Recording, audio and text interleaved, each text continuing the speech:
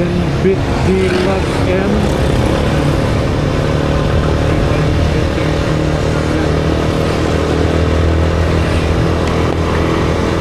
Plus positive 0.0 EV. Uy,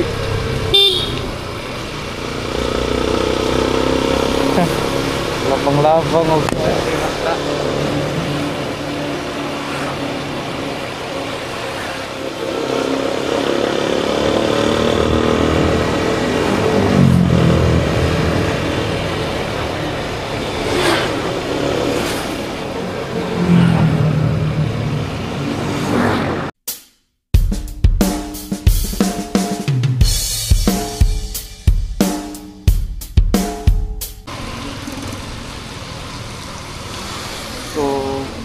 normal 10-bit tayo, no?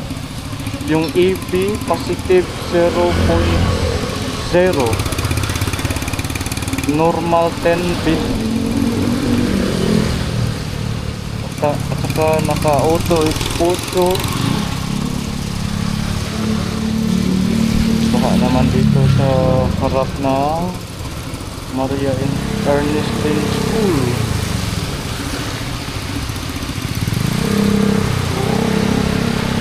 Parang jet ski na, parang jet ski na yung si Cyclops natin, mga kapleta.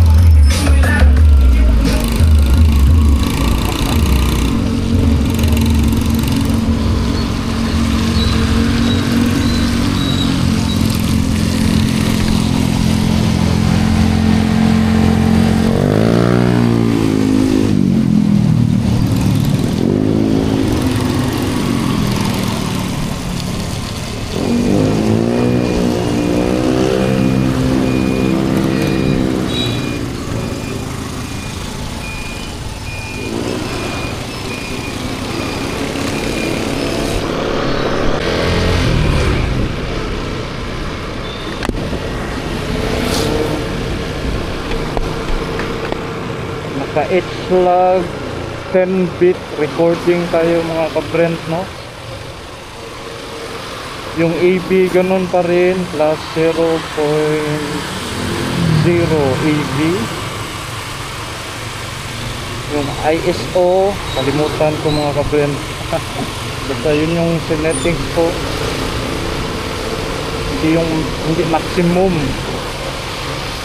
So H-Log 10-bit. So para sa inyo, mga ka-brand, saan yung mas maganda, no? Yung normal 10-bit or D-Log M 10-bit or H-Log 10-bit. Hindi ko na lang inanuhan yung 8-bit, mga ka-brand, kasi yun yung yung lower grading ng 10-bit. So yung ni-review ko lang yung video sa DJI Osmo Action 5 Pro, yung mga 10-bit settings niya, no? Kung okay ba.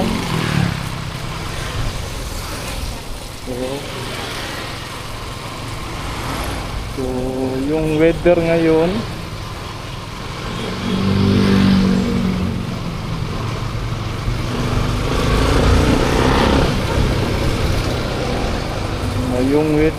no, medyo maulan-ulan, rainy.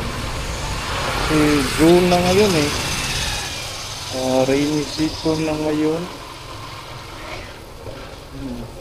Diba? Dark cloud tayo ngayon, walang sun.